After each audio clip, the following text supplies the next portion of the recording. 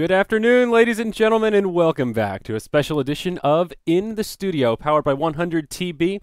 Thank you for joining us this afternoon for this special edition. We're going to do a little bit of 6.82 patch analysis as the notes have just been released. But before we get into it, remember to visit 100TB.com as they do make this show possible. If you're in the need for dedicated servers, cloud services, or anything on the like, check them out, 100TB.com, as they offer quality products at great prices. Today we've got some special guests with us. I'll be hosting things up, and we've got some pro players joining the party. We've got Fanaticani, we've got Koikba, and Misery, not here yet, but will be joining us soon, TM, once his scrim finishes up. So, Hani, Koikba, what's going on, boys? Not much, just finished making food and eating right now. Mmm. Yummy. Koikba, how are Same. you? Koikba, are you there? Did you AFK? I'm here. Oh, you're here. Oh, hi. What's up, man? I just answered. Oh, God, I thought that was Hani. Oh, boy, we're off to a good start. Kai, what's Oh up? boy. God, Jesus, boys. What are we going to do? Well, I've done the same. I just made food. I ate. I had a miserable day of Dota. Jesus. You sound so defeated, so heartbroken. Exactly. That's what I am. Oh, sad boys. All right, well, soon to be full belly, boys. We're going to go through the patch and kind of pull out the highlights. Our goal is to keep this under an hour. We want to talk about the important stuff, the cool stuff, and sort of let everyone else skim through the lighter things. And I guess we'll get started straight away with some of the basic stuff. The new Arcana for Shadow Fiend. He got a pretty cool looking set, and well, I think it's pretty badass. He hasn't been changed too much, but they've also added a few other things. You've got your courier morph. The team fight recap now for Dota TV.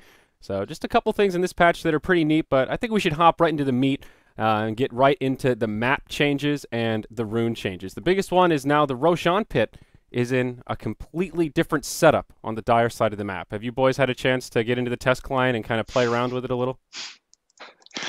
Well, I can tell you this much. I haven't checked the test client. I usually don't like doing it until the patch is actually out. Mm-hmm. I'm a bit annoyed actually that the patch isn't live yet, because I was hoping that it goes live. Because then you don't, like, I lost all my motivation right now to play the old patch. Thinking about what you can do in the new patch. So yeah, Yeah. a bit of a throw off. Yeah, no, I agree. It sort of makes it hard to care about what's going on right now. I have a little video here that K-Poptosis put together, sort of showing off the Roshan pit. They also elevated the fountain area, so fountain camping is a little bit more difficult. You can't quite just run in and kind of YOLO into the bush. You have to deal with the uphill disadvantage. But they've also added this new rune, the Bounty rune, which spawns in the opposite position of whatever your standard rune is. And it gives you a little bit of extra XP, a little bit of extra gold that kind of scales as the game goes on. And it also fills up your bottle. So I feel like that's one of the biggest gameplay changes of this patch just in general. Adding a rune at every location now in terms of filling up the bottle. I mean, I actually really agree. like that change. I'm not okay, go ahead, Koikwa. Oh, I really like that change actually. I think the rune system was kind of flawed. Like you only had to secure like one rune, and if you're like an S4 player, you get like a haste on Batroid and you win the game off of it. So you get something out of it now if you check both runes. Yeah. So what do you think about the general layout of the new Roche pit and then the Dire Ancients kind of pushed up, and now there's more of an entryway between the bottom tier 2 and the tier 3? How different of a change is this in terms of the mechanics of fighting around the Roche pit and that kind of just area of the map in general?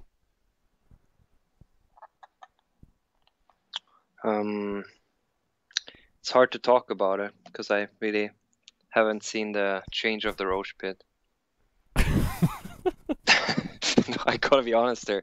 Like I haven't checked it in a test line yet, so yeah.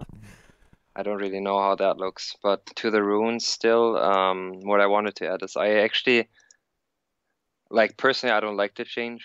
I actually think a different change could have been better if the rune would just like spawn, let's say it starts random and then would spawn on the opposite side every 2 minutes.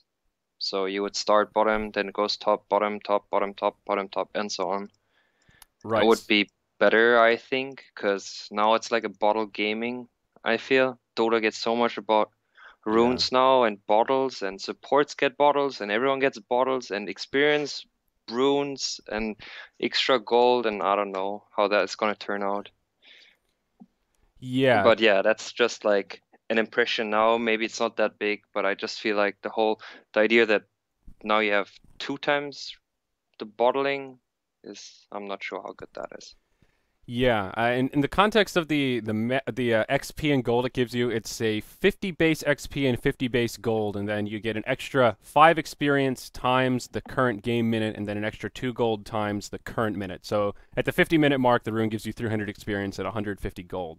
So it kind of adds up pretty quick if you're able to get a bounty rune every 2 minutes. So it's a pretty interesting change. They've also done some other good gameplay changes. The big one, pushing, now knocking down tier 1s a lot more difficult. Your glyph refreshes every time a tier 1 tower dies. They buffed up the armor of tier 2 towers by about 5, and they cut the gold that you get from each tower kill based on whether it's a T1, T2, T3, essentially in half. Tier 4 towers used to be worth 400 gold, now worth 280, and everything was kind of scaled back. So I don't know, they didn't nerf some of the pushing heroes like DP as much as people thought they would, but instead just kind of nerfed the whole pushing meta together. So good, actually. I like that change so much. Because Yeah, every TI does like that one team who does the pushing strat and they come so far. So yeah, it's not going to be paused anymore. And as a split push myself, it's like the best change ever. Yeah. So how do you think this will impact the early game, though? Are we just going to have more of like a sort of farmy type meta like we had, quite some years ago? Or do you think this will just extend the ganking phase and end up sort of making things a little bit more active early on in general, obviously? Well, it's pretty easy to take the first tier 1 tower, I think, with a pushing lineup, but then it kind of slows down. Because taking the second tier 1 tower is going to be like really hard if you have like a second glyph. Yeah. And yeah. The more time you take, the more levels you have on your wave clearing heroes. So it's going to be really hard. Yeah. Hani, anything else to add about the nerf to the pushing meta? I mean, my question to that is why he wants to, like kind of buff or like extend the game. That's what I would think. Like, I think right now the timings or like the amount of time a game takes is actually quite nice. It's not too long usually on average, and yeah, this is just gonna extend the game, I feel. Yeah. Yeah, I think so as well. It's more like like I don't know if people are actually up to watching longer games. I feel having shorter games is actually more viewer friendly. So yeah, I'm not too sure about that change. Yeah. We also, while Misery's not here, Parker, are you with us? Coming in loud and clear? Yeah, hey, how's it going? It's going very well. So we've got David Parker here. I'll update our little overlay. So, Gods, before we press forward here, any thoughts about, I guess you sort of heard the tail end of that conversation, pushing meta kind of being nerfed? Do you think this is overkill, good stuff? How do you think it'll impact the metagame just in general? I think it's good stuff. I think it's the first time where, normally strategies that are used a lot definitely get nerfed in some way, but I've never seen, as big a reaction from Ice Frog. Like, having Glyph get refreshed after you lose every tier 1 tower was, the biggest, direct kind of nerf to a strategy I think I've seen in a while. So yeah, I don't think it's a bad thing, though, but it's definitely... It's gone to a point where it's too easy to snowball off of a few towers. I feel like a lot of the changes were directed at teams snowballing too hard.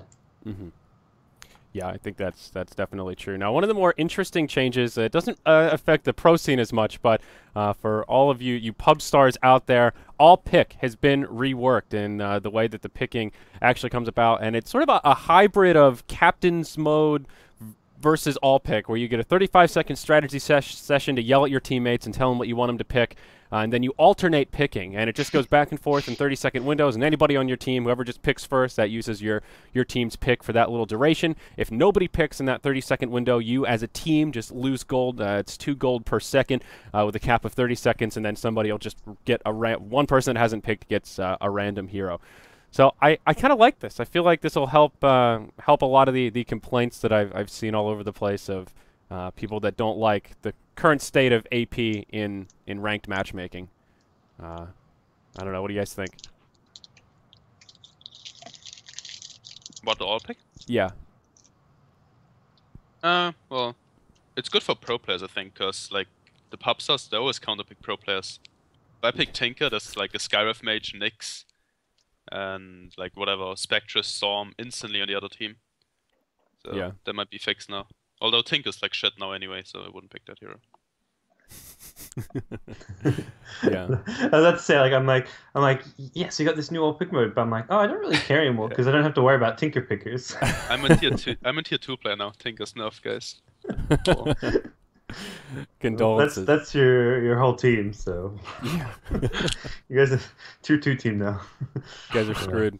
The bigger change, though, certainly in context of the competitive scene, is Captain's Mode. They finally swapped around the order a little bit, and it just took one little change. Third pick is now swapped, and this is kind of a big deal because statistically over the last 4 patches or so, since they gave first pick, and last pick, first pick has just been statistically broken. Higher win percentage, varying from 2% upwards to like 6% across like the last 4 patches. So this is one that I know K-Poptosis was pretty happy about and kind of should help level things out a little bit more in CM. Almost feels like that the second pick is gonna get better now. Yeah. Do you think it's I too feel much? like no, I mean it's something different, you know. Sometimes you have to switch things up to get it more interesting, see how the reaction is, you know. You can't really know how it's gonna scale, especially with the new heroes and changes. So right now saying anything about that is still pretty random. Like you're gonna get the outcome maybe in 2 months. But yeah, before that I think like pretty much that second pick starts on the second phase and now can finish the picks up, so you can surprise. I don't know, it feels like it maybe favors now the second pick a bit more, but It'll be interesting to you see have to do something. the win so. rates. Yeah. Yeah, well, one of the other big changes, applies to everything, competitive and not, is they simplified the damage types. And this was one of the big things of this patch, and I think it was long overdue for Dota just in general. And there's no more composite, no more of these HP removal kind of weird types that are very confusing to newcomers. And now it's very straightforward, just physical, magical, and pure damage. Physical damage is reduced by armor, magical damage is reduced by magic resistance, and pure damage is reduced by neither. And now you just have spell immunity, and then there are certain abilities that have spell immunity piercing. So it would go through a BKB, for example. Any thoughts overall? I mean, this does change a number of spells that are listed out in the notes. Most of the HP removal things have been changed to pure. It seems like a lot of the composite damage types from like Wild Axes and Acid Spray have been changed to physical. And then you have stuff like Doom Ultimate that's magical and grants, or pure now and grants spell immunity, that kind of stuff. Overall, do you guys like these changes, or is this almost dumbing the game down a little too much? Did they get rid of HP removal then? Yes, HP removal is no longer a thing. Does that mean Earn will like stop you from blinking? I believe so. Earn is now like pure that. damage. So all this stuff, which that's quite a big nerf to blink, because like a lot of stuff that used to like HP removal stuff didn't actually cancel, like disable your blink dagger. Mm-hmm. Yeah, that was the big thing with like Venge Wave of Terror. You could use it and it wouldn't knock off a healing salve, for example, because it's HP removal. And now I guess it stands to reason that it does. So I think that's partly like a nerf to blink dagger for sure. Yeah. Other guys, any I thoughts? could agree with that. Yeah. No, I think, I mean, if it works like that, I don't know if it works like that. If someone has tested this, if it's actually going to stop the blink dagger, yeah, it is a nerf. Also makes like an Earn stronger. But Yeah. I'm wondering what happens to Necro Aura then. Necro Aura. Well, let's Yeah. see. We've got like, are you not able to blink anymore? It's now negative regeneration instead of HP removal. So Necro Aura will not disable blink. All right. Okay. Some of the other ones, Marching Machine now is magical, and it no longer goes through spell immunity, so you can't march people down at BKB. All these tinker nerfs, man. Necronomicon, Last Will, is no longer pure damage. It's just magical and doesn't have spell immunity. So, yeah, composite and HP removal are now a thing of the past. What about Shakehold? Is that magic now? Yeah, So- it's magical now. Oh my god, that's so bad. Yeah. Oh no. Oh, no. My mid shaker just got nerfed again. Yeah, and Midnight Pulse is now just pure damage that does have spell piercing, so it's just percentage based, but it's not HP removal or anything. It's It just didn't straight up change at damage. all, to be Yeah. honest. It's still imbalanced. Yeah. So pressing forward here, that's one of the big things of this patch. We'll talk about items later on, but we can make a pit stop here and talk about Crimson Guard. You'll recognize the name from some of the fun game modes that they've put out. The what was the Winterfest or whatever the hell it was called. It's basically the combination of a Vanguard and a Buckler. So you get your Vanguard, get your Buckler, and then an 825 gold recipe, and it combines the two together. Pretty straightforward, but then gives you an activate, lasts 9 seconds, and gives your allies a +2 armor buff, and then the 100% chance to block 50 damage for 9 seconds. And then it gives you the passive kind of Vanguard type buff. Any thoughts about this item in particular, the cost effectiveness of it? What kind of heroes will actually utilize it? Will this really have... You think we'll see this item picked up a lot or not so much? I actually think it's pretty strong. Like, my initial thought is that it's very strong. If a tank hero, let's say Bristleback, gets that item, he could get it. Or a Centaur or whatever. And you push a tower, and then you see the push coming, or you see the fight coming, you activate that item, and then everyone that got that buff on them doesn't take 50 damage. It's like a poor man's shield on everyone, right? If I get it right. Yes, essentially, yeah. With a 100% chance, though. So yeah, with a 100% chance to block 50 damage. Yeah. There's hardly any hero in the early mid game that is gonna, like early game, not mid game, but in the early game that is gonna breach that 50 damage. So physical immunity for a lot of heroes. Yeah. It is rather expensive, though. The item is a total cost of 3850, so it's almost 4,000 gold to get it. That's true, but yeah. I mean, I think for Bristol, it's a pretty good item. He needs armor. He needs the Vanguard is a good item for him to pick up. It would be a good item. Yeah. Gods, any thoughts?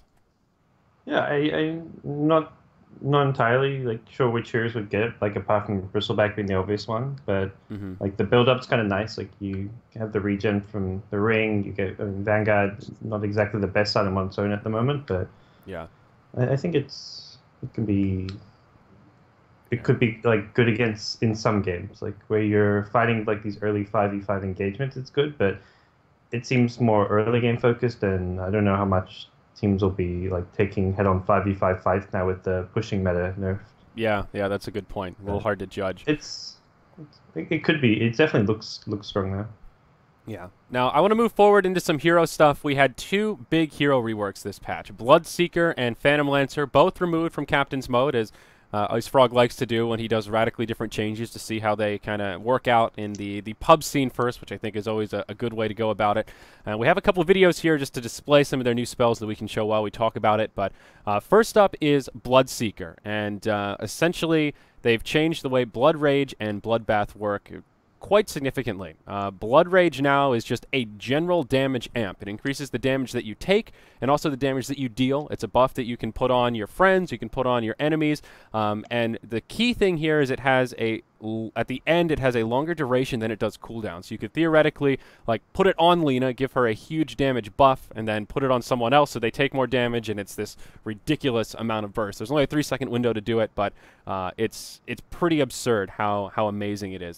And then now we've also got Blood Right, which is sort of the new silence, as Blood Rage no longer silences anymore. You target an area after a 3-second time window goes by. You do damage in that area and drop a silence. So it's a pretty radical change to the Bloodseeker. Obviously a little bit hard to gauge exactly how that would impact the competitive scene, but I guess initial gut reactions, you guys, yay or nay, plus or minus, do you like it? I'm a nay. I think the hero got worse, but that's dependent on Thirst. Yeah. I think Thirst got a really big nerf with a 30% activation. It's actually what I think made the hero pretty strong, because 50% is like you can breach the 50% kind of fast, but 30% is hard, and then you don't really play on the movement speed, and that's where I think Bloodseeker gets very strong. Yeah. Especially in the early game. Like now it kind of feels like you would use him kind of like a maybe Shadow Demon, because I still feel like he can't really tank. He doesn't have the HP to just walk up someone and, like tank. But yeah, like you would put that buff on on an enemy hero, and then you would try to burst him, and then everyone gets healed up percentage-wise, right? Yeah. That's how it works. Yeah. They also got rid of Rupture's initial damage, which is a pretty big nerf. Even though it's got a much longer duration, but I feel like the initial damage, it was like really important I mean, for the getting initial kills. damage again, like that's why I think the hero got nerfed is because you usually have the initial damage on, like, let's say a support, you would kind of gain the what's it called, the thirst really Yeah. fast, and then you play on thirst, but now you can't really do that. So many times you just use the Rupture to get them to half HP and they stand still, but you can kill them because they're a squishy support. Now it's like, oh, you Rupture them, they take no damage, so... Yeah, it's kind of odd. They did kind of center the Rupture cooldown now. It's just a static 60 seconds at all levels, but they did increase the duration to try and make up for the initial damage. 12 seconds of having Rupture on you is it's a pretty long time to be forced to kind of just stand there slash be victim to all that damage. I think that wasn't the big issue about the hero though. Yeah. The big issue in let's say in the mid-early game is that he just doesn't have a stun, so when you Rupture someone, the person can TP. Yes, that's true. That's the big thing. Yeah, so I don't know. It'll be interesting to see how it works out. It'll be a while before we get to see him in competitive games, but we'll press forward here into the other big rework, and that is Mr. Phantom Lancer. And I have to say, I like these changes a little bit more. Phantom Lance has been unchanged. That's exactly the same as it was. But now he has Phantom Rush, which is a passive ability on a cooldown that lets him close gaps very quickly. Doppelganger now is this sort of odd disjoint where him and his illusions jump forward can kind of give him a little gap closer and a relocate. Now Juxtapose has a use where him and his illusions can make more illusions. And again, we have a little video we can queue up here while we talk about it. But same thing, initial gut reactions, yay or nay? I'm reading it now, so I'll let you know. I kind of read it, but I actually haven't, like, I don't know how it's gonna really look like. Well, if you have fast fingers and can pull up the stream, you can see the little Yeah, video I'm here. checking right now. I'm waiting. Yeah, it should pop up in just a second. It's the new doppelganger is kind of cool. It does let him just jump over these little bridges and gaps and stuff. The phantom charge is pretty straightforward. Basically, if it's off cooldown, you just charge forward and you get to close the gap.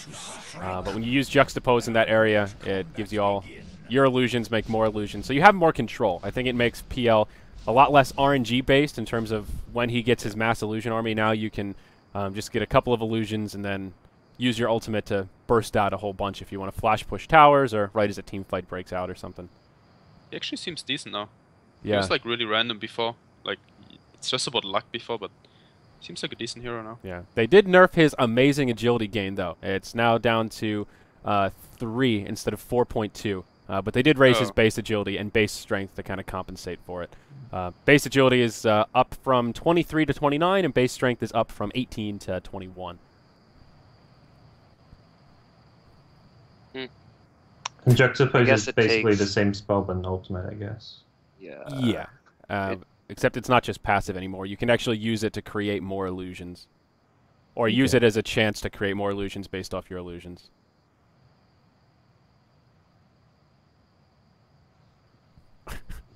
But his base agility went quite high, right? Yeah. Yeah.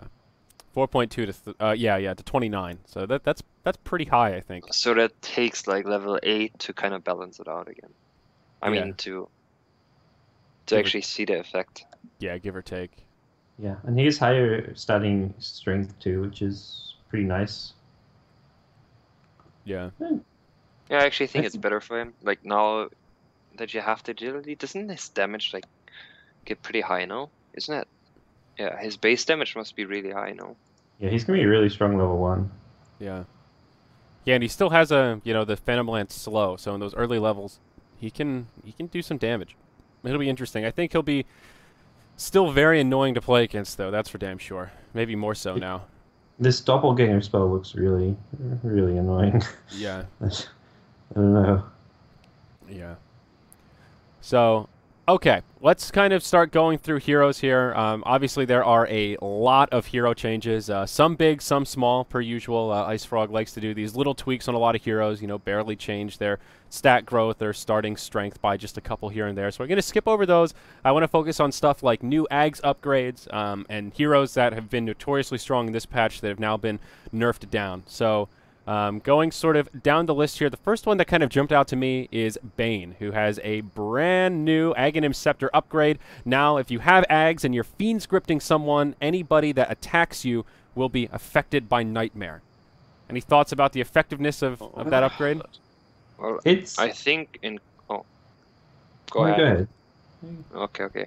I think it's one of these changes, especially on these intelligent support heroes, like in competitive games. It doesn't do anything in most games because you're never going to get an axe. There's a BKB that's probably the item you want to go to, or a dagger on the hero. So I fully agree. I think yeah, it's like, kind of useless. you get an axe and it doesn't it really doesn't do anything. You still can get stunned, hexed, whatever. Then you bought an axe, 4k gold, and that's what you achieved. Your ulti still gets disabled. Yeah. Okay, fair enough. I mean, there are a lot of Ags upgrades like that, kind of like Shadow Demon, for example. It's sort of cool, but when does he ever really have enough farm to farm up an Ags in a game that isn't... It got better already though, I over? have to say. I think Yeah, they added an extra charge to it. the charge change makes it a bit better. 3 charges is quite some. Yeah. So, all right, we'll move forward. This is a big one that I really want to talk about, and we can think about how it'll actually change the game because it's still in Captain's mode. So as soon as this patch comes out, these are strategies worth investigating. Chen, unbelievable Ags upgrade addition now. He's always had the Ags upgrade that drastically reduces the cooldown of the ultimate, but now it grants his Holy Persuasion the ability to target ancient creeps, and you get 1 per every level you have of Hand of God. So once Chen hits level 16 and has an Ags Scepter, you can potentially have 3 ancient creeps. You can have a big old golem, one of the Thunder Hides, or one of the big black drakes. To me, this just seems ridiculously cool. How is this going to change the game and the state of Chen? You know, I never actually watched that the buff that that little dinosaur gives. Oh yeah, it's basically a frenzy. You get an attack speed, a big attack speed buff. How much is it? I can pull it up real quick, but it's gonna take me a sec here.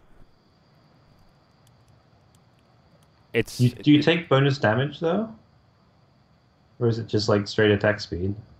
But there's no so that's only going to that creep, yeah. But I thought that one of the creeps has like an aura. I thought that one has an aura or something. Let me see here. Give me just 1 second. That's Roche. Yeah. So the Thunderhide camp. You've got they have spell immunity. They've got the frenzy. The Thunderhide works himself into a frenzy, increasing his attack speed. It lasts for 8 seconds, 75 bonus attack speed with an 8-second cooldown. But it is self. It's not targetable, so it's just on that creep. Well, it doesn't change too much. But yeah, like, I guess you get like 3 golems or 3 dragons, and then you send them on a lane and split push. They're so tanky, and you can fully heal them is the other thing. Like your ultimate would, like, they're 2k HP or something, and you can fully heal them. So. The dragon has like, what is it, 2,300 then? You get plus 300, Sounds right? right, yeah. Yeah, you get the bonus from the persuasion. Yeah, so you should get like 2.3k HP and you can heal it fully. Yeah. It's like a late game, because otherwise Chen late game, like getting centaurs and whatever else late game is always so useless because they just instantly die like in a fight, or they like with all the just creep clear, they just become kind of food often late game. So yeah, Chen late game is just like a walking test of faith, send back to base hero. Yeah, and the dragons have splash damage like too. The change. It gives them something, useless. Yeah. But I'm not sure. I think the hero can actually farm an axe quite fast. I think so. There's no items he needs apart from mech, so even a mech. Like let's say you have you could skip mech, or someone else can get it, right? Yeah. I think getting an axe should not be that hard, especially if you run like a push strat, and then what happens? Like getting 11. Like nowadays is pretty simple. Like you get it quite fast. Yeah. So you could even rush a Midas if you felt like it on that hero. Right. What happens if you come with 2 dragons and you hit that tower and nobody has damage to actually clear dragons at that point? Yeah. It's Especially- like hitting especially level 11 when- Ag Scepter is... When there's a Tinker nerf as well, so Tinker can even deal damage to those dragons. yeah. And don't forget that they have spell immunity too. So that's the other thing. You can't just And that's what I right. meant. Like, Yeah. there's actually nothing that Oh, deals right. damage to them. but yeah. physical hits. It's pretty insane. So Chen, maybe first pick, first ban material. And the other thing that comes along with this now, Holy Persuasion ignores spell immunity. So that means Chen can take control of some mud golems. Watch out. I don't know how scary that's going to be. Yeah, they're pretty useless. It's just one of those weird You kind can- of extra changes that comes No, I along guess with the it. change just comes with the ancient change, because you Yeah. couldn't Yeah. take them over if it wasn't for that change. Yeah, exactly right. The crazy thing is how many people are going to be picking Chen in pub games now. Like, this is the least played like pub hero of all time, and suddenly it's going to be a hero that people want to play in pubs. They're going to Someone's sit in gonna- the jungle, It's farm not, Midas, it's not going to Midas be a into jungle Ag hero Scepter. anymore. It's going to be a solo middle hero. Yeah. I still feel like, or maybe less so, like at least a lot of the low level pubs will just want to AFK farm jungle and get Ag Scepters. Yeah. And it Yeah. won't be fun.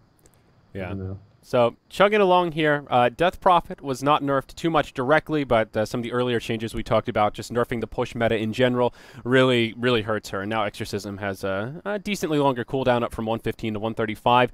Doom is the big one. He got beat upside the head with the nerf stick. Now his ultimate does not disable passives. That was sort of a big takeaway from this patch in general. A lot of abilities that previously disabled passives, like evasion, like your bristleback ability, stuff like that. Now that's sort of a special case, and Doom's ultimate only does that if he has an Aghanim Scepter. So now his ulti a little bit less scary, and it also does have a slightly longer cast point, so increasing I your gotta chances of disagree, to be interrupting. honest. You don't think that's a big deal? It is a big deal, but I think Oh. what people didn't realize is how strong Aghanim is on that hero. Ah, okay. And like his damage got into pure damage now. I think it doesn't really change too much, because like it went from 110 magic damage to 80 pure damage a second on level 3 ultimate with Aghanims. But yeah, the Aghanim Scepter on that hero is ridiculous. Like, sure, like until you have it, it's like it's still hard to, like, it's not that hard to get the item, but once Yeah. you have it, like the hero is just really dumb. I think you get axe on someone, there just dies. Okay. It just dies. So you think that's basically going to be the new Doom build, is just go Yeah, straight like for the everyone axe? will you will just get the axe. Yeah. Yeah. Alright. And there's only like certain heroes with passives that you really like that are going to be annoying. Like Viper is probably the main one. And Bristleback is Doesn't- probably a bit stronger Doesn't as well. trigger though, does it? Or The is it going to corrosive? trigger again? I thought I they don't like. know. That's But a it's good more question. like you doom the Viper, like your whole team can focus in with the corrosive, I guess. I guess being- I guess it works when you're in the area. That's what they changed about Viper, right? It's like 1400 range now, where the corrosive is gonna proc. Oh, the corrosive doesn't proc from far. I haven't read the Viper chain. Yeah. Yes. It's It only hits 1400. enemies that are within 1400 area of effect. So you have to be Okay. kind of close to him. It can't. Global damage doesn't give you corrosive anymore. That's good. Yeah. That was so annoying. Like you're clockwork, you throw a rocket to a lane, and suddenly you're slowed and taking damage. Yeah. I think that's a good change as well. So moving forward here, we sort of talked about just the nature of stuff not getting disabled the same way. Faceless Void, he took a pretty decent nerf as well. Chronosphere is slightly shorter area, gives him less flying vision. The big thing is it no longer disables passive. So now, for example, evasion. I think that's one of the big ones where Void just countered anyone with evasion very hard. And the other one is now the Chronosphere is no longer considered an aura. And auras have that kind of stickiness where they linger for an extra half second. And Void's Chronosphere no longer does that. So I guess the question here is that enough, or are we still going to see Faceless Void's first, second picked in the majority of games? It's a good change, I think. Yeah, I have The to agree evasion as change well. was like really needed. I think Yeah. the hero was way too strong. Yeah, so now Chrono he is needs still, an like- MKB, basically. Yeah, Chrono is still like that big AoE spell. They can like own your whole team, so I think the hero is still good, but not OP anymore. Okay. That's usually a good place for a hero to be, I think. Oh, we skipped over the Elder Titan. They added an Ags upgrade. This is probably another one falling into that same sort of category of sounds cool, but when does it ever really come into play? Now, Earth Splitter, if you get caught by it, in addition to the slow, it disarms you. So there is potential for that to be a pretty game-breaking ultimate if you're able to farm it up, but I don't know. Are we kind of in agreement that that's one of those cool but not so practical kind of Ags upgrades? Well, yeah. I think the other buffs to Elder Titan are pretty huge though, because the natural order buffs. yeah, it's so much stronger with 1 or 2 points. And like the other day we were casting, we saw Universe play, and he was going like he got like 2 points in the stun early with only like 1 or 2 in natural order, and suddenly a build like that is so much stronger with the how good the spell is at level 1, level 2. Like you can go for a much more balanced build, and the stun's actually really good early on to like set up a lot of spells. So yeah. I think this is a pretty huge buff for Elder Titan. I actually think it doesn't change that much, personally. Okay. Because I think you always aim to get natural order maxed out anyway. Like, I know it's like kind of a buff, but then again, you know, if you, let's say, a support hero, or early on, most heroes don't have that much armor anyway. So the change from, like, I don't know, Yeah. 5 armor to 3 armor is not the biggest. So it just really affects those kind of agility carries that have base 20 armor mid game, late game. But like I think you would usually aim to get it maxed out anyway, and I don't know, I feel like you can't skip a point in that skill. I would always try to max it out if you play the hero. Yeah. I think it's situational, but like Gods was talking about yesterday, or the day before, we saw Universe actually do some pretty serious work at like level 5, level 4 with just a value point or two in the Echo Stomp to help like delay Roshan, for example. He helped delay some tower pushing, and this makes that build, I think, a little bit more viable in situations where you kind of need it. I can agree. Yeah. I can agree. Definitely. So next big one, Legion Commander, finally in Captain's mode. I think this will make a lot of people happy. She's kind of a fun hero, certainly interesting to watch. Just the mechanic of being able to steal damage is pretty unique. How good is she? Now that she's in Captain's mode, do you think she is worthy of a pretty frequent picking rate, or is she going to be kind of a niche pick used kind of here and there?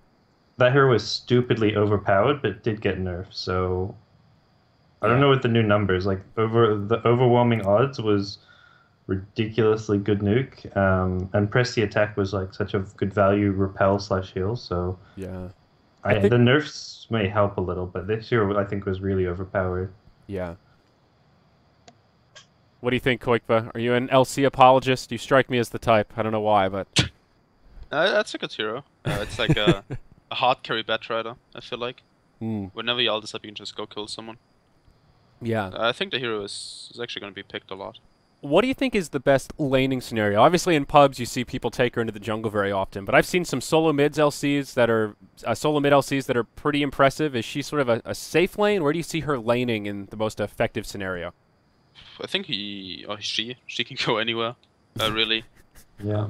Even safe lane might be good. See, you get like an 8-9 minute blink with face puts or PTs, and then just like kill anything. Mid might be good as well. You have lane dominance with your Q. Even off lane's really strong, yeah. You just need level 6 basically. That's all you need. So I don't know. I feel like the hero is really versatile. Yeah. All right. Well, I'm excited. She'll be an interesting take into the game. After Blink Dagger, what's sort of your ideal item build? Obviously, it's somewhat situational, but all things equal, what's sort of the best way to go with her? Is like Armlet a good choice, or I think crit? Blade Mail. Blade Mail? Okay. Blade Mail or like Maelstrom, BKB, something like that. Okay. I think it depends on what kind of role you put her in. I think probably best would be, like, my personal best would be middle, I think. Because you, like, on Radiant, you could stack very well, and then with the first spell, you can clear the stacks. It's like, push out the wave, stack the camp, get the blink quite fast, and then, I don't know, I think you can use the hero pretty well as an initiator, and then dagger into BKB is something, but I guess it's, like, situational if you need it or not.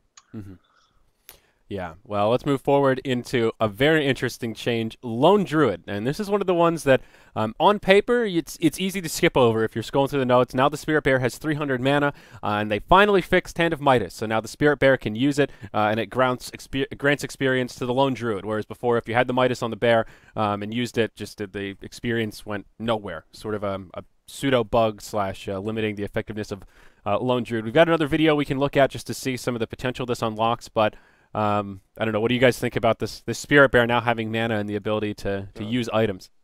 Such a big buff, I feel like. You needed Skadi for those items, for those abyssal Millionaire items. It was so annoying always having to get like a point booster or Skadi. Now, I feel like Scylla is so good now, Yeah. honestly. And now you Gonna can be do like stuff one of those top carries. as we have in the video here. If you go double Necronomicon, they don't share a cooldown. So you can have a Necro Book on your bear, one on the Druid, and use them both. Now you can have a Midas on the bear and the Druid itself, and they have independent cooldowns. So you can really, really accelerate his farm that way if you have a lot of space. Obviously, these are crazy luxury items. Dagon is obviously another item that the bear can use now.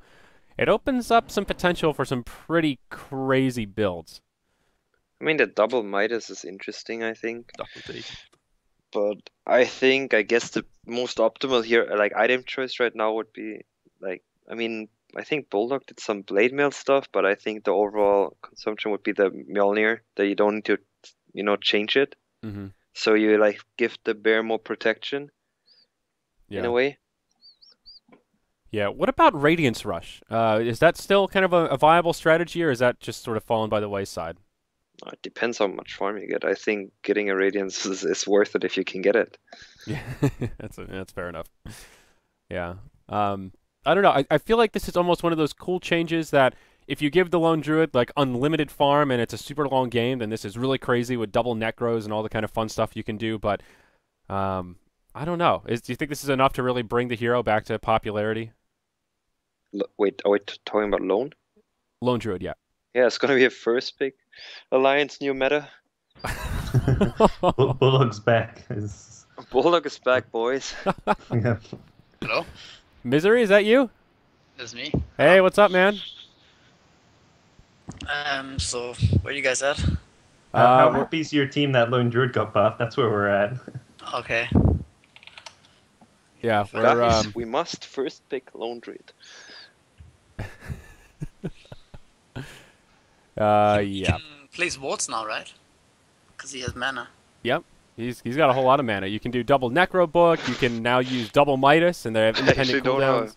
I don't know if Ice Rock thought about that one. Yeah.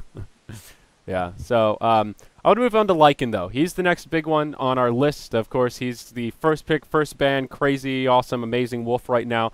And again, the general nerfs to the pushing meta help slow him down a fair bit. But now he no longer has a 1.5 base attack time and shapeshift.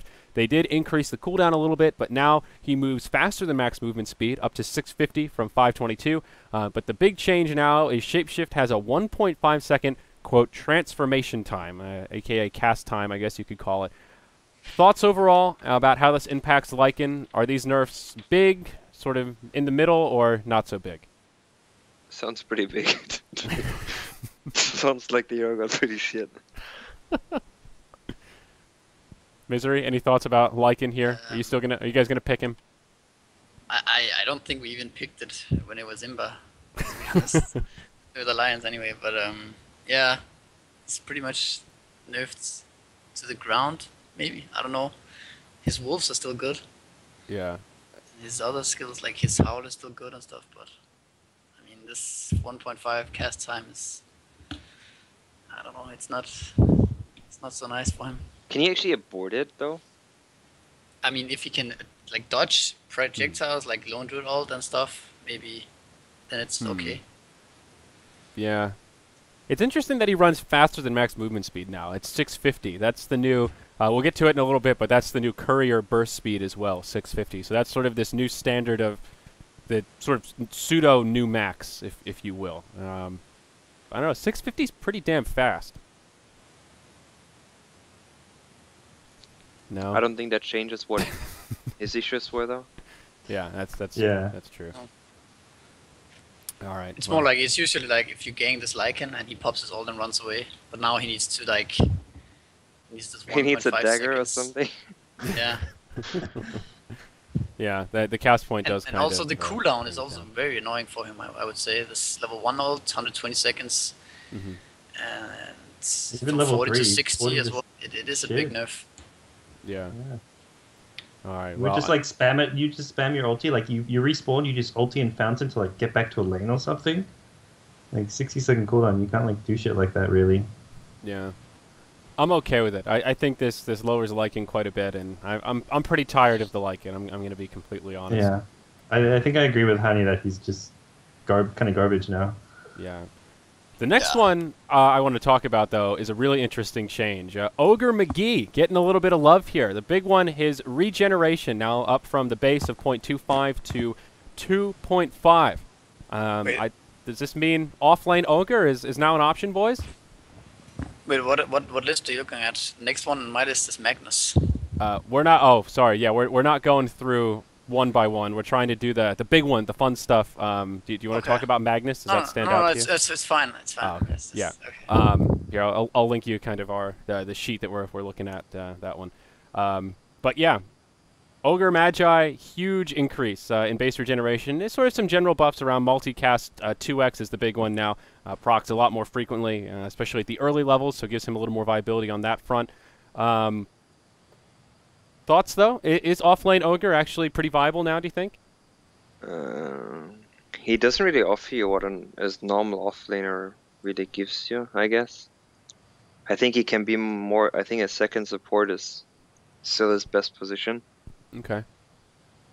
Yeah. Yeah, I think it's. In fact, I just played Ogre Magi in a game today, Yeah. and the hero even now before the buff is actually quite like he's so tanky. You know, he has the 7. He's armor really level. strong. He only goes He's buffs like 600 through HP all the and the stuff. patches. I think he has the highest effective HP at level 1, or he's at least in like the top 3 if he's not the absolute highest. He's one tanky mother. He has a huge amount of armor Yeah. too.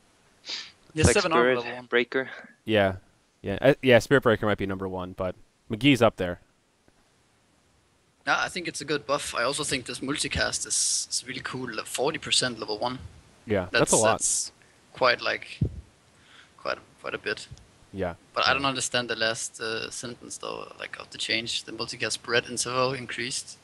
Yeah, so I mean- the interval is basically when you multicast, there's like that little delay in between the stuns, and this adds, instead of 0.3 of a second in between the 2 stuns and bursts of damage, now it's 0.4. So it's a very minor lengthening the chain of multicasts, if that makes sense. So I guess theoretically it stuns you A for bit longer. 0.1 seconds longer. Pretty small.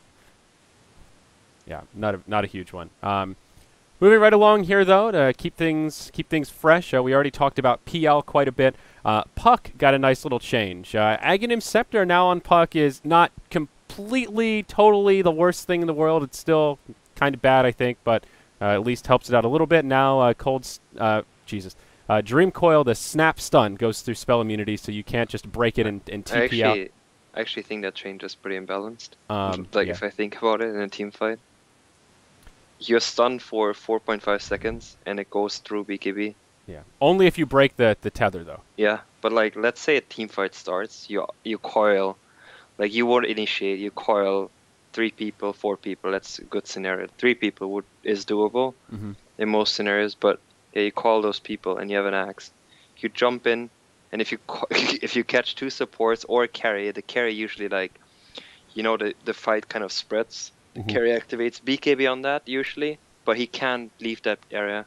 If he leaves that area and you have a coil level 3 on him, he's stunned for 4.5 seconds. That's like almost as long as a BKB that has like no charges left. Yeah, that's pretty ridiculous. Actually, now that you put it that way, maybe you're right. I don't know. What do you guys think? Misery Koikba, are we actually going to see Aghanim Scepter on Puck now? Does this actually change the state of the hero a little bit?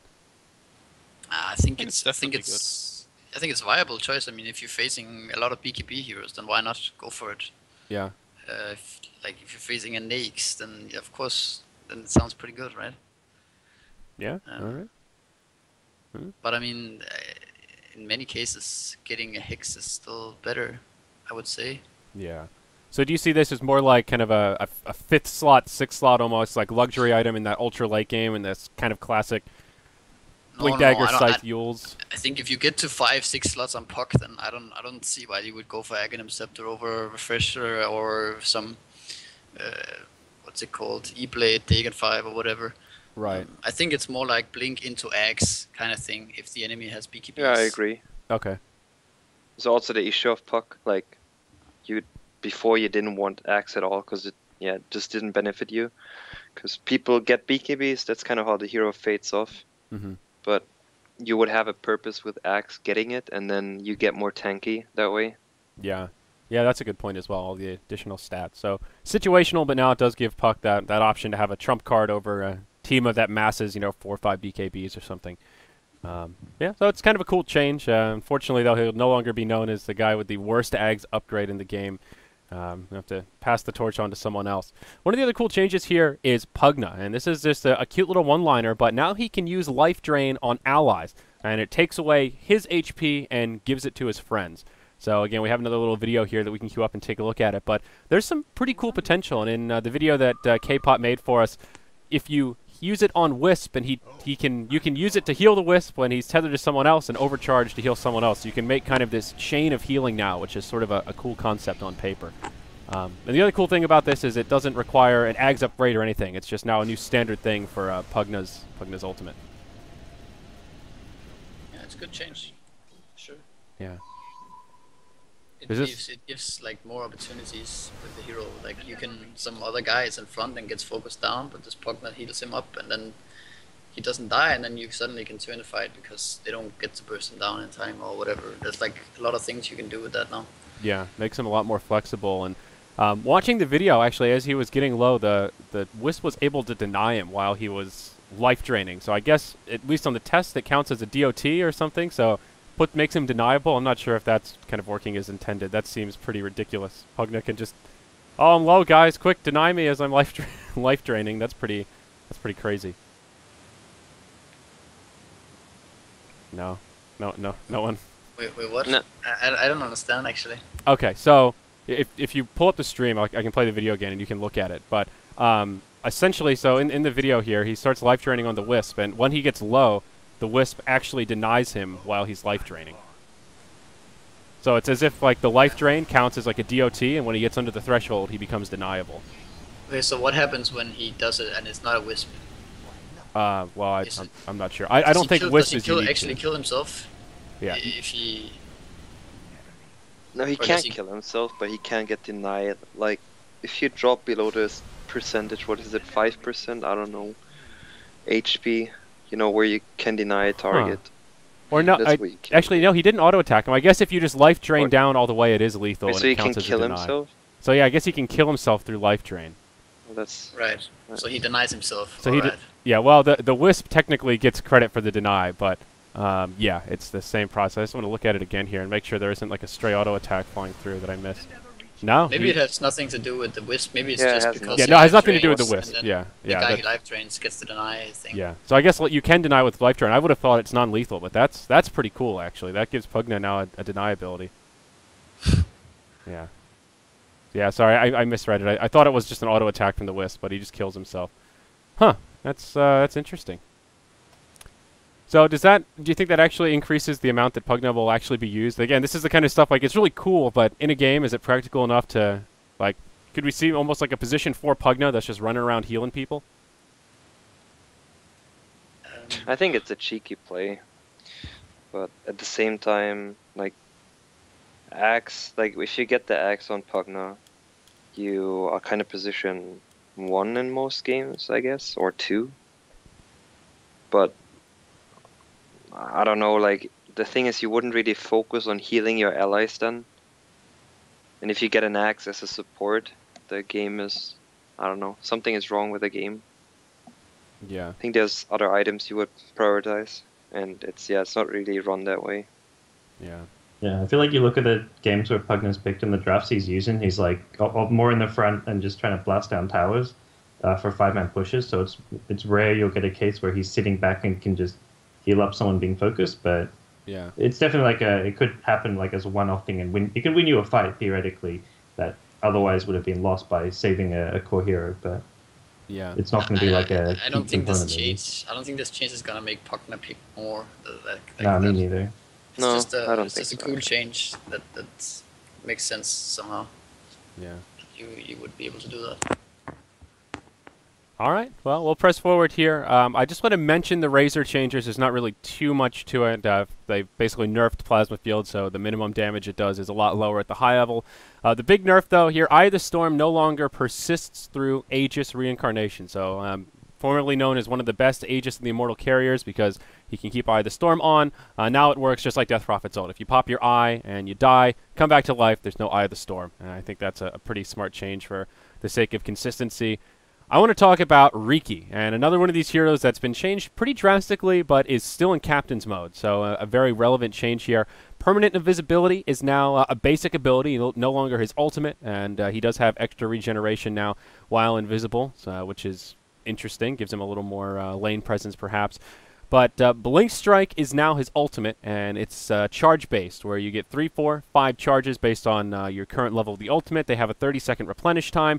Same general idea. They do bonus damage, like kind of backstab damage when you blink forward. And the big thing is it works on spell-immune heroes. So now BKB is not going to be enough to save you from the wrath of the invisible Riki. He'll still be able to jump on you and Blink Strike you into oblivion as long as he has charges. So I guess initial thoughts, is this overall, you think, a buff to Riki, or just sort of a change in the way that he builds and kind of ramps up? It is a buff. The idea behind it is that, yeah, you have the invis is going to be really annoying, I guess. The change on the invis, I think, is good for the hero. The Blink Strike makes you just deal more damage. Like, the issue usually with a hero is you don't get backstab hits. Like, a hero would turn on you and he would just hit you. Like, that's kind of the reaction that I would do when I face a Riki and you can fight the hero. The hero doesn't deal any damage if you don't backstab the hero. So you have 3 charges if you're in Cloud, and like, you would get a diffusal, you would jump the hero once, or like, yeah, you would be next to the hero, you would jump him, Cloud, slow, jump, like in the best scenario, right? Like, you jump at him multiple times in the Cloud to dish out the most damage you can. But I think one issue with a Blink Strike is going to be, I think the animation is not good enough. Like, it's pretty slow. Yeah. Yeah, it doesn't say anything about it being changed in terms of like the cast animation, so I guess it stands to reason it's exactly the same as it is now. Yeah. Yeah, I also agree that the animation is pretty bad, but I think the change is kind of cool. Also because of the earlier change that was to Riki, where he doesn't get revealed from using spells. So I could see you don't need to skill up invisibility so much early on. You can start out maxing what's the other's passive backstab, whatever. Yeah, backstab, and then you just run around, and then when you actually initiate on someone, then you kind of go all in on getting this kill. Right, and having the potential to get invisibility at either level 1 or level 2 adds sort of an interesting dynamic to his laning phase, whereas before it was sort of either safe lane farm him or just do everything you can to get him to level 6 so he can start moving around. And now, with that plus the increased regeneration, do you think that changes his laning phase at all, where you can opens up more possibilities for him? I'm not sure. I think that hero has a lot of, not necessarily potential, but like a lot of experimenting, because I could actually see him work in certain scenarios on every role. Maybe not solo mid, that's kind of pointless, but like on offlane, and even still as just the normal Riki carry style, or even as support Riki roaming, fucking up some, like some other guys said, fucking up some Enigma or whatever, or some Chen that will be played or whatever, you know. Yeah. Because his Cloud is still really, really strong, and if he's like, he doesn't get revealed from without attacking, so he can just be this sneaky guy who runs around and clouds here and there, or smokes or whatever, and still be able to deal some damage, because now he has this multiple blink strikes in fights, so he can blink in, deal some damage, and then blink back out. Yeah. And so on. Yeah. But I mean, yeah, it's hard to say. Yeah, it'll be an interesting one. We'll move forward here as we still have quite a bit to get through, and well, we're moving a little slower than initially planned. I want to just mention the sniper change. Now he no longer has a mini stun on his headshot, so no more RNG for interrupting TPs. Instead, it's a half second, 100% movement slow, and attack speed slow. It's similar kind of a thing, except now he just isn't broken in terms of TPs. Sven now has an Aghanims upgrade, and this one is rather interesting. I'd be interested to hear what you guys have to say about the potential Ags build on Sven now that it basically gives God's Strength and Aura, 900 area of effect, and depending on the level of his ultimate, 40, 60, or 80% base damage increase. So that is potential to be huge damage buff in a team fight if he's able to form up an Aghanim Scepter. We've been seeing a lot of position 4 Sven, especially out of Alliance. So Misery, maybe you could share your insight here onto this change. But I don't necessarily think it's a support Sven item. I could see it as being maybe 3 position or something like that. I think it also comes down to maybe like you make a strategy out of this buying this item, because having 80% or like whatever 60% damage on Everyone. another hero. Yeah, well, another or yeah, obviously everyone, but like maybe there are some heroes that would benefit from it more. Some Windrunner with his ultimate on, or some other 600 ranged heroes that suddenly become a lot stronger from Svenholt. A bit like Drow, the Drow effect, kind of. Yeah. I could see it working like that. But I mean, replacing it with a BKB on a core Sven, obviously. I agree with Mystery as well. I don't think you can put it on a core. It just doesn't work. I think you usually run out of slots on that hero anyway. Yeah. Like in terms of items that you have to get, you kind of feel like you need a blink to have position. Then you need a BKB to actually dish out damage. So getting an axe on top of that when you kind of want to have HP as well, and armor. So it's really hard. I don't think like on a 3rd position hero, I think you could potentially get that item. Then you like stay behind the team as an aura. Then you have your armor buff and the ulti buff for your carries to deal damage. Yep. Get a Vlad's on top of that. Maybe some drums. Just be the aura master. Yeah, could be interesting. But I think you're missing the key change of this patch. I'm telling you. What is it, Hani? What's the key change? The key change of this patch is Magnus. It's gonna come back. Magnus. The Magnus meta. All right, let's see here. So what do we have with Magnus? Empower is no longer removed by spell immunity, and Empower mana cost. What's so special about the about these changes? That you can empower a BKB target. I mean a BKB carry, and he keeps empower. So what happens is that Sven is gonna crit again for 3k. Oh, okay, I see where you're going with that. Is that simply big enough now that just that change alone that it no longer is taken off by BKB? Imbalance. Yeah. And it's gonna come back. I feel like the hero is gonna be first pick again. Yeah, right now it's basically just Arise and S4 the only ones playing Magnus. That's about it.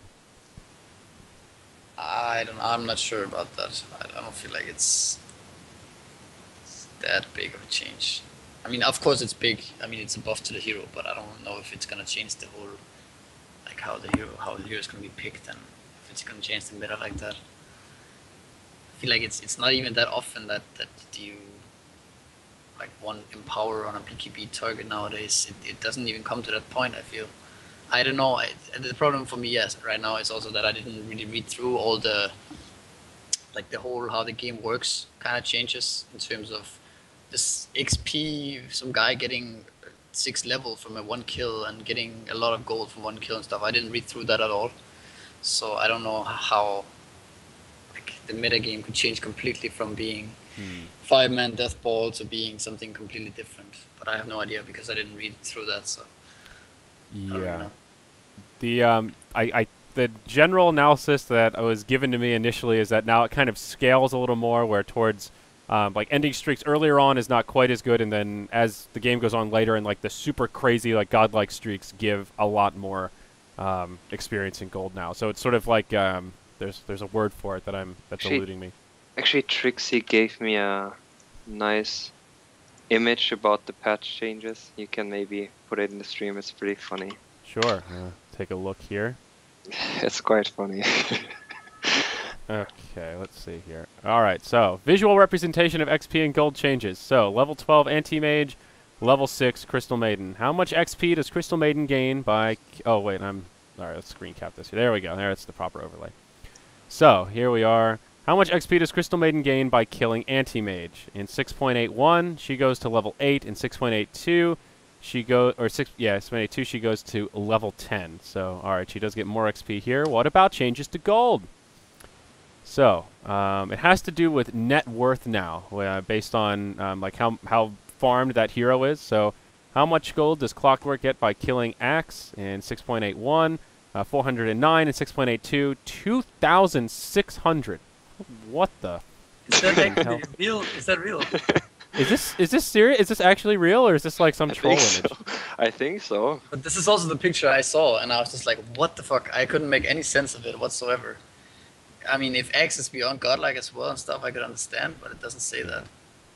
Maybe I instead of godlike I meant net worth is what I guess. Something sort of with the should have said. difference between net worth. What he has like 6k and the other guy has 500, and if he kills him, then Yeah, it's because Clockwork has no items or whatever in this little scenario, so that's why it's such a huge disparity, and he gets And so he much has like gold. no levels as well, I think. Yeah, and is that like a solo kill or is that like with many assists? Yeah, I believe and that's how does it- that's a solo solo kill for this little Okay. picture here. Okay, and then That's it's- pretty it's- crazy though. So yeah, that's Is the it kind of s- stuff that changes the metagame more than most of these these changes we're talking about. Like that's ridiculous. But I guess this is like an example of the most extreme scenarios, Mhm. more or less. Whereas There was a game today where Nahaz did the math for it, and apparently it was during the Fnatic Cloud9 game with Eternal Envy's kill bounty, and apparently the max kill bounty for a solo kill would have been 2,450. There's a post about it on Reddit. free so- for stuff right there. Yeah. Yeah. Someone brings up a good point. Is there now some viability to dropping your items before you kill somebody so you get I- more gold? I actually Apparently thought it's tied. honestly thought about that. Like, I if you don't have- think that would work.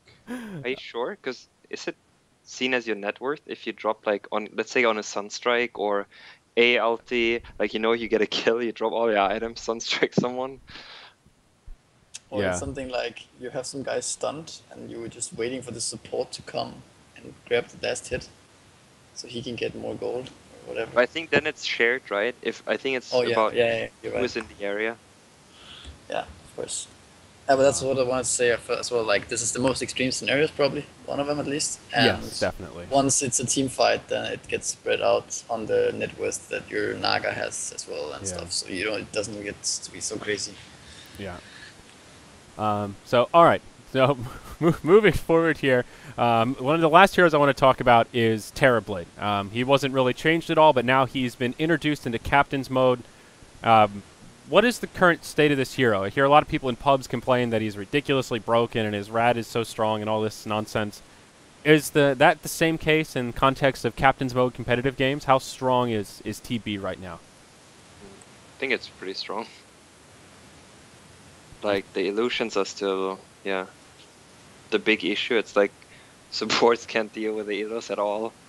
If you get fat, and I feel like all the hero really needs, if you play it right, is stats. You would just play him on stats. You just get massive stats, and then you can get your manta. You can do whatever you want. All you need is pretty much stats. Did you see him mostly in a like position 1 safe lane farming kind of role? Yeah, that maybe, I don't know. Like I think middle can work in some scenarios as well. Yeah. Because of the what's it called? The third skill, the metamorph. Right, yeah. focus, Makes him yeah. range. Yeah. Yeah, you get quite a nice last hit, and yeah, I played him sub middle. I think it can work, but most likely I would see him as Yeah. a carry-ish. So what's the most effective way of shutting Terrorblade down in terms of drafting against him? You get Legion Commander. I'm not even kidding. I'm serious. I like that. Because it works well against Helos, Mhm. and yeah, obviously duel is quite nice. Yeah. Anyone else have thoughts about Terrorblade right now? I agree with Hardy. I could see that guy being broken.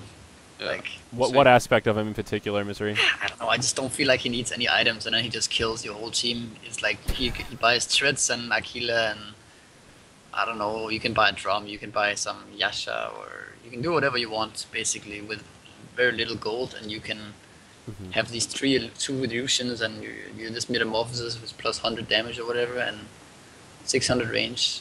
You just kill people so fast, and he's also very fast, like move speed. I believe, like 320 or whatever. Yeah. So if he buys this drum and stuff, he will be so hard to deal with. Yeah. I mean, apart Farms from the fast, fact too. that he takes a tower in 2 seconds. Yeah. Yeah. Is he the new rat? Maybe he's the new Lycan, The new Yeah, he's actually the new Lycan. That's replacing Lycan. Yeah. The first ban. Cool. first ban Therablade. How strong is his ultimate, would you say, right now? Is that like of all the other aspects of the hero, is that not really what makes him so amazing, or It gets really scary, I think, especially in the late game. Like in start, you kind of have you're kind of safe if you know that you can burst him. But yeah, obviously, the more item he gets, the harder it's gonna be to just burst that hero. And especially, he got a buff on it, right? If I read it correctly, he got a buff in terms of cast time. Yeah. Yeah, so he's gonna cast it even faster. So you have even less time to react. And yeah, if you get sundered, you just die. yeah, It's quite scary if you can't burst him fast enough, or he gets put under, or you know, there's still gonna be 4 people protecting this Terrorblade, you know, to win the game, and you won't be able to burst him down for sure. There's gonna be a 4-star or something, and then he comes in and sunders your carry or whatever. And I would even think the hero is actually pretty strong as a tri-laner. Like if you want to contest him, and you play on the Metamorphosis, he just wrecks you. Metamorphosis. Whatever it's called, I don't know what it's called. Metamorphosis. Yeah, there we go. No, but I definitely agree. I think he's like, you go offensive in this against this hero, and then he just kills you. Let's say he dies in that process, right? The downtime is really high, so it can backfire a lot. But in a decent scenario, he gets 3 hits on a support. The support is dead. Yeah. So what about Dazzle Terrorblade? How disgusting is that duo? Oh yeah. Wait, what? Dazzle Terrorblade? Yeah. Sounds quite nice. Quickly, any thoughts about Terrorblade? I mostly agree with what Hani Mystery said. I think the hero is like the new Lycan. Okay. Tower pushes like insane. All right, fair enough. Seem to be in agreement. So let's move on. We'll get to the last part here, talk about some items. We already talked about Crimson Guard a bit in the opening of this episode, but a couple of the bigger ones, some general tweaks here and there. BKB now has a minimum immunity duration of 5 seconds, up from 4, so that's a nice little change there, and buff to BKB. And also now the cooldown is tied to the hero, so you don't see this too often, but you can no longer, in the super late game, use a BKB, then just buy a new one and have a fresh one ready to go. It'll share a cooldown still, bound to your hero. So you can still buy a new one to reset it to 10 seconds, but can't juggle cooldowns that way. Blink Dagger, that's one of the other big nerfs here. 100 gold increase the recipe of Blink Dagger. Big nerf. Yeah, that hurts. So, I guess, how does this Blink Dagger change impact the game, sort of the flow of the game? You know, obviously heroes that rush at your Bat Riders and those types are slowed down a little bit more, but... it's 100 gold. Yeah, it's not a big deal. You don't think so? It's like, not at all? like 2 creeps, yeah. Yeah. All right. The BKB change is way bigger. Can be a bit annoying if you're like some sensor or off lane or some Bat Rider. Yeah, I think it's like for Can support be. or something. It's Can be a bit annoying, but it's not like... Okay. Yeah, I don't know. Can be annoying. That's all I have to say. Like playing this off lane. Oh wow. Yeah, I misspoke on the BKB thing. Now it shares the duration and the cooldown. Yeah. Oh god. Yeah. What do you think about the BKB change? Overall, like how big of a nerf is, or how big of a change what is this is to it the now? item? So do we have like, at all times, if it's at 5 seconds in the end, it's 5 seconds, and you can't get a it's new hero one. bound. Yeah, it's hero bound. So buying a new one doesn't reset the avatar's duration. Big. Sorry, that's my bad. I misread it. That's really big. Actually. Yeah, you have to be really careful now. Maybe really dying huge. is like worth it now. Because sometimes you just BKB and TP out, right? Now maybe I dying. mean, I still think though. What happened? So the cooldown does not change though, right? Did the cooldown change? It's probably gonna Like be on like a low 5 CD second BKB? So it's like the 5 second BKB cooldown, yeah? Not the 4 second BKB cooldown. I just don't think it goes down to 4 anymore. I mean, Yes. I think on some heroes having low BKB cooldown is still quite nice. Like, it depends, I guess. I feel like it's quite rare that you see people rebuy their BKB. I mean, Yeah, I mean, it happens, but it's not like very often. And the 1 second more on BKB is like it used to be, right? Yeah. Before it got changed. I mean, Hmm. it's something that you just need to get used to, I guess. Yeah. There's the whole super late game thing with your BKB carries is maybe annoying, like these gyrocopters and what else is there? Like Luna and Shadow Fiend and stuff. Those heroes, they kind of need to rebuy their BKB eventually if the game goes long, but now they can't. So. still think like it's not, I don't know, it feels like not that big, because it kind of got a buff as well, since it's stuck at 5. I feel like 5 seconds is, I don't know, it sounds so little, that 1 second, but I still think it's not that little in the end. Yeah. Like 4 seconds, the fight usually, 4 seconds is pretty low, and you can kind of work around that 4 seconds, but yeah, that 1 extra second can still make the difference in a way. Maybe not, but it's not that big of a change, I think, in the end. Yeah, it's more just that ultra late game when you have like your position 1 who's super farmed and there's nothing else for him to buy, and he just buys a new BKB luxury item. I think that's the biggest impact it has. Yeah, I think Weaver got a quite nice buff as well. Weaver, let's see here. Alright, let's look at the Weaver changes. So, Swarm duration increased a little bit. Shikuchi doesn't ignore invisible units anymore. That's kind of cool. Shikuchi damage rescaled a little bit. Same at level 4, but the earlier levels doesn't do quite as much. Geminate attack can now proc items, and the cooldown has been increased at that final level to compensate for it, instead of 2.5 up to 3. That's pretty interesting. Which means you can like double crit, double Mjolnir proc, double everything. The double crit, holy crap.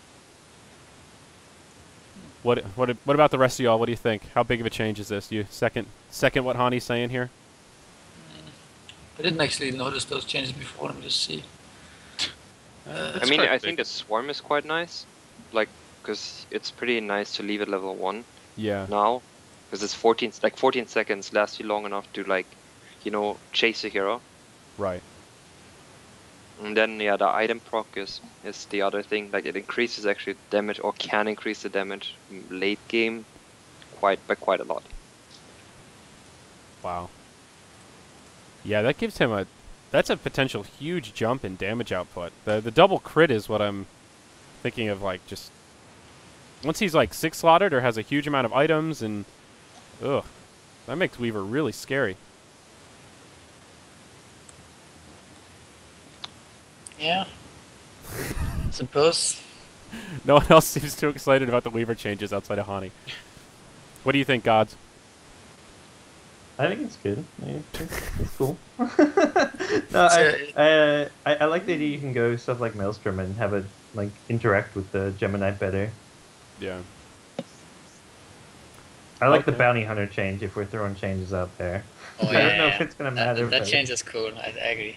Yeah, it's just cool because you can track a hero and then you don't have to shuriken the hero. Like you could shuriken a creep or something and it catches him if he's within the 900 range. Like, it's definitely and just having like multiple shuriken toss targets if you get lots of tracks off. So I don't know. It feels like one of those Aghanim's upgrades though. Just it doesn't really do anything. Pointless. Yeah. But I mean, in these semi-late game fights, you still have 2 or 3 heroes tracked, and then you just throw Shuriken toss on anything nearby, and all of them get hit by it, and they get mini And stunned. all get 300 damage. Oh no. And they all get mini stunned too. I don't know. It's just a little change that. Yeah. I mean, 900 range isn't really that large either. I mean, it lets you get some sort of cool long-range shurikens off, but... Yeah. It's longer than the shuriken cast range. Remember the cast range of Shuriken as well, so it's like maybe 1200, 1300 stuff, Yeah. Range you have on it. Yeah, that's true. Yeah, I mean, it's not like a game break, like it's not cute. like revolutionary. It's more like Hunter, something I'm looking. kind of thing, but it's Yeah, something fun to look forward to in pub games, I think. Yeah. There are a couple items that I want to look at really quickly before we wrap this up. The big one is Butterfly, now adding a use effect called Flutter. Basically gives you a sprint, 20% movement speed for 8 seconds on a 35-second cooldown. How big of a change is this? Does this add a lot more utility to Butterfly? Pretty strong. It's really good. It makes Butterfly just all around a lot more versatile. It's not just a pure damage / fight item. Like you can use it to increase your farm rate by moving around faster. If you're safe, there's no reason not to use the active. So That's good. You know, I also think. Oh yeah, Go ahead. sorry. Go ahead. Go ahead. Annie. Okay, I go first. Yeah, I think like there are many times in these fights when you have a butterfly late game, if you're a range carry and stuff, like you don't need to have the evasion in some scenarios because no one's focusing you, and you can just click on that thing, and then you will be able to deal a lot more damage. Yeah. So I think it's a cool change. On the note of the shuriken toss that you were just talking about, big thanks to LD for linking us this amazing little GIF here. Wow, I guess this shows some of the power of it. Let's start it over from. Oops. How the hell does this? Oh so my it god! Look actually how cool bounces that around is. the map. Yeah. So. So it's cool not that just is. 900 from the initial target. Yeah, that's how I interpreted it as well. Oh my But fucking God, once it this is starts awesome. bouncing, it just goes totally ham. You I actually can't thought bounce it to the was- same target more than once, though. I guess, but still. Oh, it's so 900 from the next target. Yeah. So yeah, it hits the track unit, and then there's another track hero within range. Yeah. I don't know. I mean, I don't think it makes it that much. I think it's still like the Aghanim Scepter. But I mean, Still pretty these cool, though. mini stunt, man. They're it's big. Yeah. Wow. So yeah, sorry about that. Just thought that was a Oh, fun man. aside worth talking about. This is So, great. Why Yeah. does he have a divine rapier in this GIF? Oh, man. Whatever. So Flying Courier, that's one of the other big changes here. His base movement speed is now faster, up from 350 to 430. Takes extra damage from melee heroes, so now maybe increasing the chance that melees can grab snipes. But big thing, burst has just been completely nerfed. The cooldown has been increased drastically, 40 to 90. The duration, 20 to 4 seconds, and it does push him into that cute number here, the 650 up from 522 for movement speed. But now the burst is sort of almost exclusively used to keep the courier alive and not just that kind of mindless, hey, I want to get my items out here a little faster. Does this change make a big difference, you think? Yeah. I mean, it's kind of changed the Bottle Crow gaming, I guess. Now you have 2 runes. Yeah, that kind of But compensates. I still think it nerfs certain mid heroes, because the big thing about the whole Bottle Crowing is that there's a lot of squishy mid heroes that you can run, and like you would be able to just crow. You don't really care about runes or anything. You just push out the lanes. Like I think DP at certain can be one of those. You know, where contesting a rune can be hard, Mm-hmm. and then all you do is just spam out the waves. But yeah, it's maybe just one thing. But I think, I mean, for the whole Bottle Crowing, obviously that's a big change. But then again, you have 2 runes again, so if side lanes can't really help out, each hero can take a rune. Yeah. Well, the cooldown, man, like it's you can never use this burst basically. Yeah, even 90 seconds. and then you use it, and then it's only 4 seconds. That's like there's the bottle crowing is gonna be like it's very nerfed actually. Yeah. Do you think the runes, the new rune is enough to compensate for it, or is it? I mean, how does that sort of change the state of mid, where now a lot of heroes are just relying on Bottle Crow to really keep their presence in? Like Dragon Knight is a good one that comes to mind. Bottle Crowing is what allows him just to spam out Breathe Fire, find a lot of farm. Are the runes enough to compensate for this lack of Bottle Crowing now, or the significantly slower Bottle Crowing, I guess? Well, I don't know. I think it's really hard to say how it's gonna change. Yeah. Right I now, guess it also comes down to like what hero you're using and how the teams play. I mean, you have a rune on each spawn, so it's up to the supports to secure these runes, and either you secure them for your own mid hero, or you make sure that the enemy mid hero don't get them and stuff. There are a lot of things that you now need to take into consideration. I think You're a also pro on how player. greedy of a draft you can run, in a way.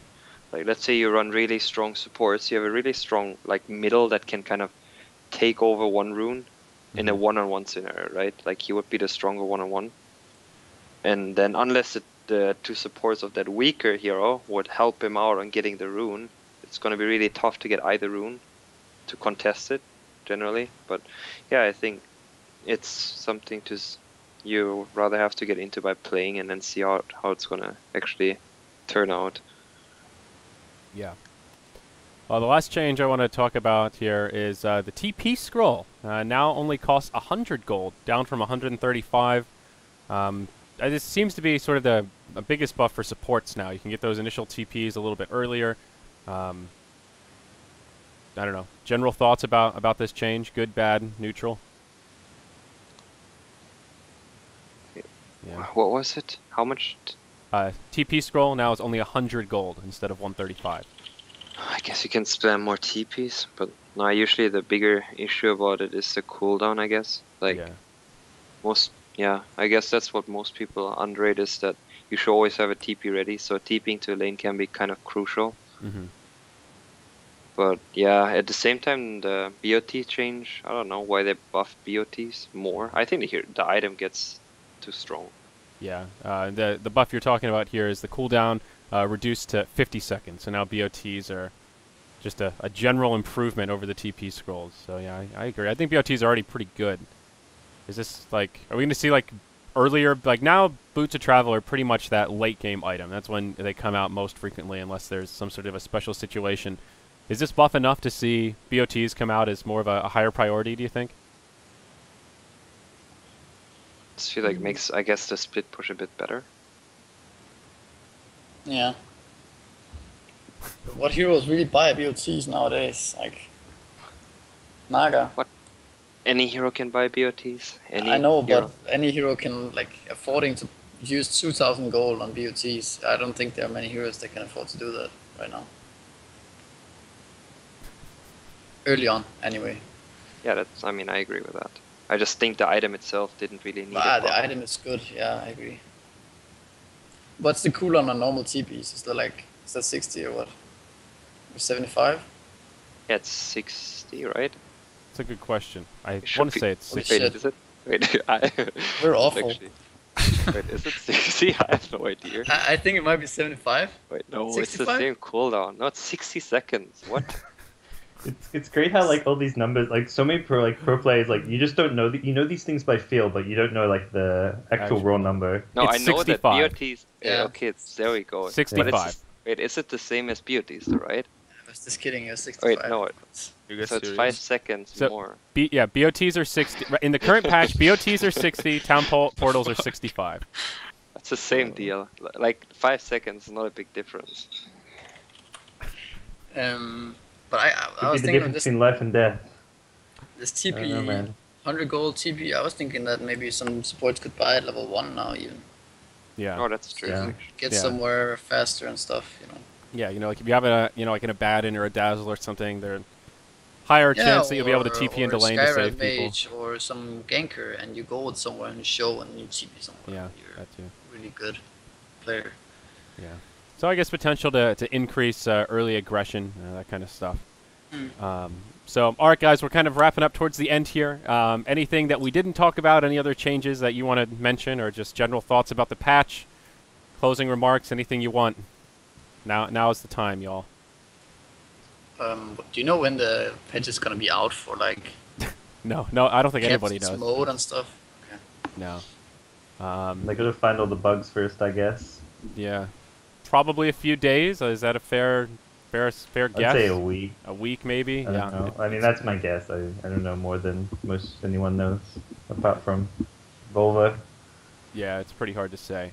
But it's live on the test client, so you can play around. For all y'all out there, you can go into the test client. I know yesterday Brian was streaming some of the stuff on the test client and playing around with all the new changes. So you can kind of crazy the first few big, like, there's so many lands coming up, and when they have to switch to this new patch, it's gonna be crazy. Like I starts today, so that won't be 6.82, but like WCA is going to be insane. So much money on the line, and the meta will just not be figured out. WCA will be on the new patch, I think.